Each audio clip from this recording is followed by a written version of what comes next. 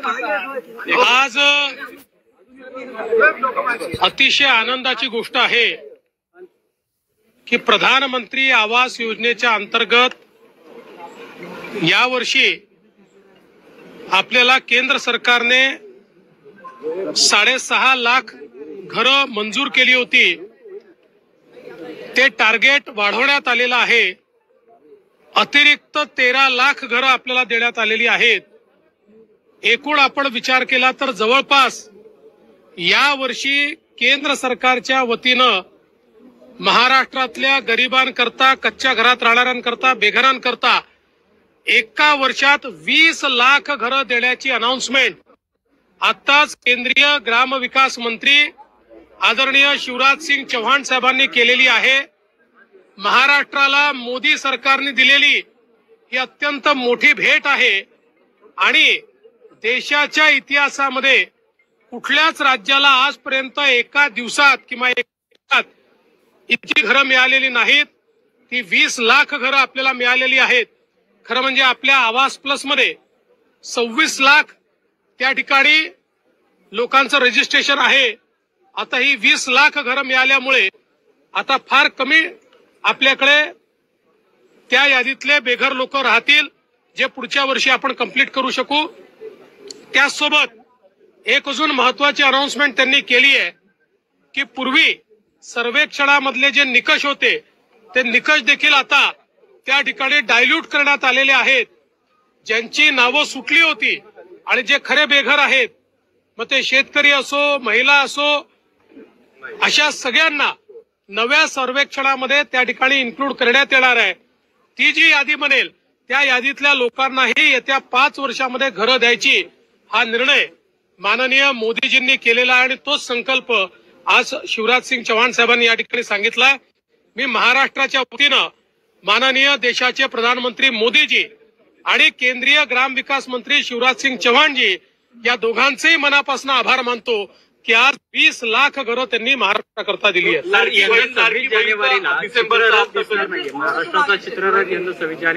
त्या संदर्भात आशिष शेलारांनी स्पष्टपणे आपल्याला सांगितलेलं आहे, वारंवार सांगण्याची आवश्यकता नाही। त्या ठिकाणी सगळ्या राज्यांचे चित्ररथ असतात, आपल्यालाही बोलवण्यात आलेलं आहे। मात्र त्यातले 15 चित्ररथ हे रस्त्यावर असतात, बाकी एका ठिकाणी लोकांकरता पाहण्याकरता ते ठेवले जातात। आलटून पालटून राज्यांना संधी मिळते। गेले 4 वर्ष आपल्याला संधी मिळाली होती, म्हणून यावर्षी आपल्याला संधी नाही आहे। मागच्या वर्षी मोठ्या 3 राज्यांना संधी नव्हती, त्यामुळे याच्यात काही वेगळं होत आहे किंवा महाराष्ट्राला डावललं जात आहे वगैरे असं काही नाही आहे। तथापि आम्ही पुन्हा एकदा विनंती करून बघणार आहोत की समजा अजून काही तुम्ही जर इन्क्लूड करणार असाल तर महाराष्ट्राचा करा, पण याच्यामध्ये हे रुटीन आहे, याच्यामध्ये कुठलंही वेगळेपण नाही।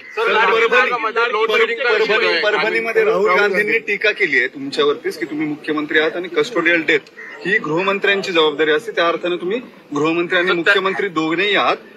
हे तुमच्याकडून झालेलं पाप आहे असं त्यांचं म्हणणं। पोलिसांच्या मारहाणीचं कस्टोडियल बघा, राहुल गांधी या ठिकाणी केवळ राजकीय हेतून आले होते।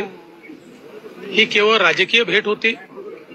लोकांमध्ये, जाती जातींमध्ये विद्वेष तयार करायचा एवढं एकमेव ध्येय त्यांचं आहे। तेच काम गेले अनेक वर्ष आता ते सातत्याने करतायत। त्यामुळे मला असं वाटतं की त्यांनी हे जे काही विद्वेषाचं त्यांचं काम आहे हे त्या ठिकाणी जाऊन पूर्ण केलेलं आहे। महाराष्ट्राचं सरकार संवेदनशील असल्यामुळेच या ठिकाणी या संपूर्ण प्रकरणाची आम्ही न्यायालयीन चौकशी ही घोषित केलेली आहे। न्यायालयीन चौकशीमध्ये या संदर्भातलं सगळं सत्य आणि तथ्य बाहेर येईल, काहीही लपवण्याचं कारण नाहीये। आणि जर त्या चौकशीमध्ये कुठल्याही प्रकारे मारहाणीमध्ये किंवा अशा प्रकारच्या गोष्टींमुळे हा मृत्यू झालाय असं बाहेर आलं तर कोणालाही सोडलं जाणार नाही। कठोरात कठोर अशा प्रकारची कारवाई ही केली जाईल। शरद पवार देखील तिथे गेले होते, त्यांच्या पण हेतूविषयी काही शंका येते का? आणि ते तुमच्याशी बोलले? ते तुमच्या असं आहे की पवार साहेबांनी मला एवढंच सांगितलं की या दोन्ही ठिकाणी तुम्ही लक्ष घाला। त्यांना सांगितलं, मी पूर्ण लक्ष घातलेलं आहे। चालू आहे कुठली रस्सीखेच पालकमंत्र्याबद्दल नाही। आता आमचे जे काही 3 पक्षाचे नेते आहेत ज्यांना आम्ही जबाबदारी दिलेली आहे ते एकत्रित बसतील, पुढच्या 2-3 दिवसात निर्णय करतील. लाडकी बहीणचा हप्ता कधी मिळेल? आता मला असं वाटतं या 7-8 दिवसात आम्ही तो हप्ता देऊ. पुढचा आणखी एक भुजबळ साहेबांचा महत्वाचा प्रश्न, ते सकाळी तुम्हाला भेटले आज येऊन, ते नाराज आहेत, ते भाजपमध्ये ते मला भेटले आणि भेटल्यानंतर भुजबळ साहेबांनी तुम्हाला ब्रीफ केलेला आहे, आमची काय चर्चा झालेली आहे. वेगळ्याने ब्रीफ करायची आवश्यकता नाही. भुजबळ साहेब आमच्या महायुतीचे एक प्रमुख नेते आहेत आणि तिन्ही पक्ष, मग ते अर्थातच राष्ट्रवादीचे आहेत म्हणून तिथे त्यांचा सन्मान आहेच, पण आमच्या तिन्ही पक्षाच्या नेत्यांच्या मनात त्यांच्याबद्दल सन्मानाची भावना आहे.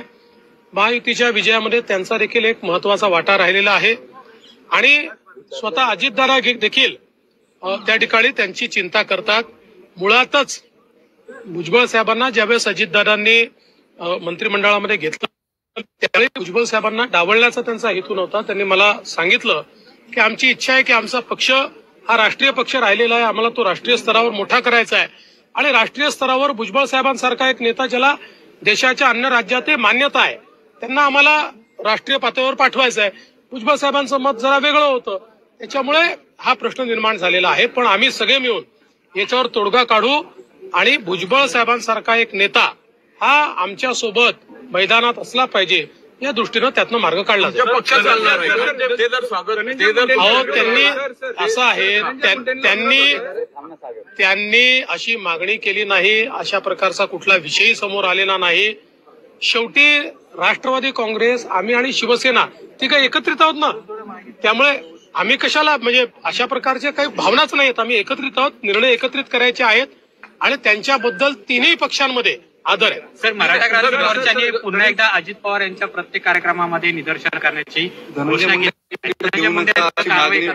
केली. मला असं वाटतं की या ठिकाणी आता ईडीच्या चौकशी चालली आहे, ती चौकशी दोन्ही प्रकाराने आपण करतो आहे आणि मी स्पष्टपणे सांगितलं आहे की चौकशीमध्ये कोणीही दोषी आढळला तरी त्याच्यावर कारवाई केली जाईल.